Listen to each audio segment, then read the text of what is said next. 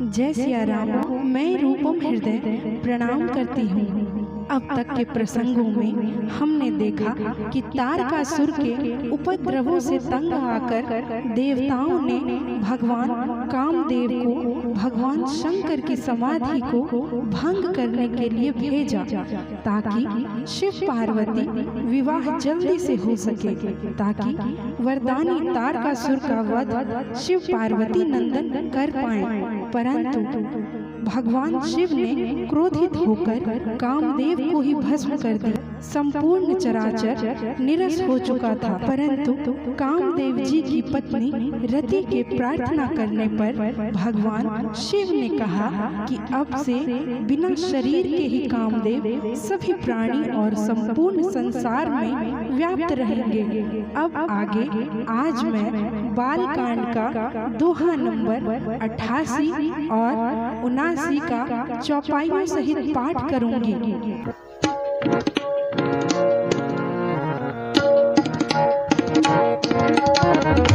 जब जदुवंश कृष्ण अवतारा होए हरण महामहि भारा, कृष्ण तनया होए ही पति तोरा, वचन अन्यथा होए न मोरा। रति गवनी सुनी शंकर बानी, कथा अपर अब कहाँ बखानी।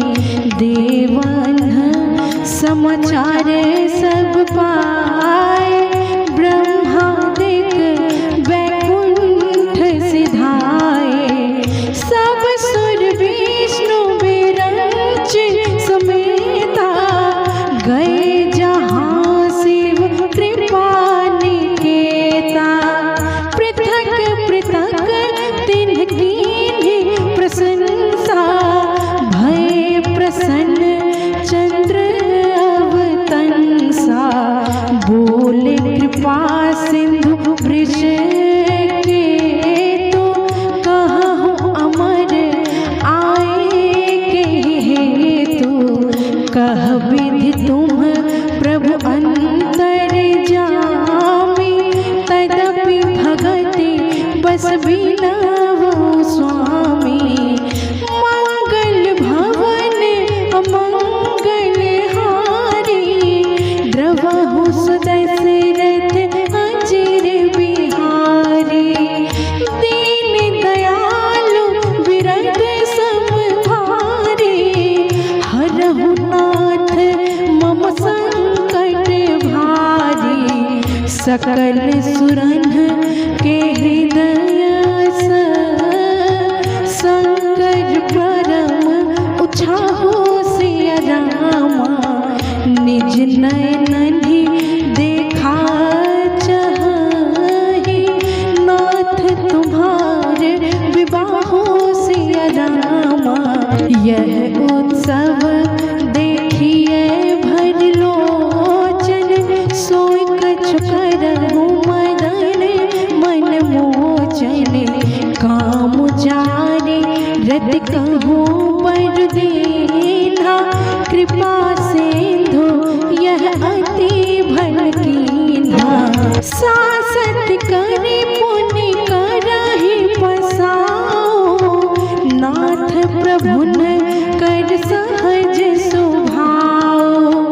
पार्वती तप कीन्ह अपारा, करहु तासु सब अंगीकारा।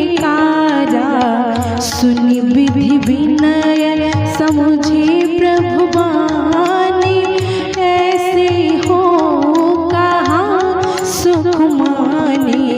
तब देवन दुंदुभि बजाए, बरसी सुमन जय जय सुर साई।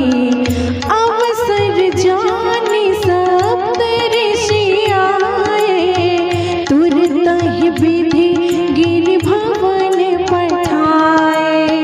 प्रथम गए जहाँ रही भवानी, बोले मधुर बचन छल सानी।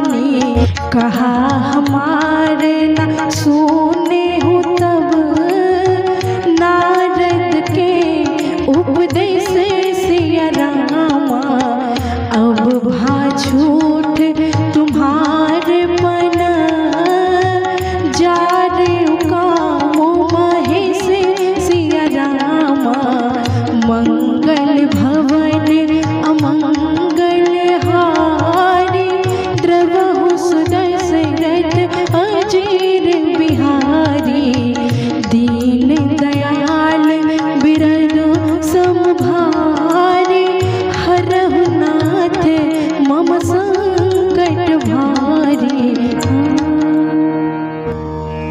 जय सिया राम।